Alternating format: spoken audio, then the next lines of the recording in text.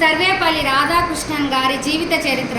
Sarvepalli Radhakrishnan September 5, 1888న తిరుత్తణిలో జన్మించారు. వీరి తల్లి సీతమ్మ, తండ్రి సర్వేపల్లి వీరాస్వామి. సర్వేపల్లి గారు KV high school Tiruttani, missionary పాఠశాల తిరుపతి, ప్రభుత్వ ఉన్నత పాఠశాల వాలాజీపేటలో ప్రాథమిక ఉన్నత విద్యను అభ్యసించారు. ఈయన Voorhees college Vellore, Christian college, Madras కాలేజీలో విద్యను అభ్యసించారు. వీరు 1903లో శివకాసమ్మను వివాహమాడారు. 1909 ఏప్రిల్ మద్రాసు ప్రెసిడెన్సీ కాలేజీలో ప్రొఫెసర్గా నియమితులయ్యారు. సర్వేపల్లి రాధాకృష్ణన్ 1952-62 మధ్యలో భారత ఉపరాష్ట్రపతిగా నియమితులయ్యారు.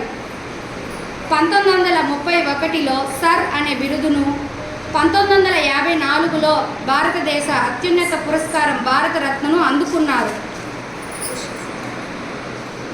పిల్లలు బహుమతులు ఇచ్చే సమయంలో సర్వేపల్లి రాధాకృష్ణన్ గారు ఇలా అన్నారు: ఇలా నాకు బహుమతులతో సత్కరించవలసిన పని లేదు. మీరు మీ ఉపాధ్యాయులను గౌరవిస్తే నన్ను గౌరవించినట్లే అన్నారు.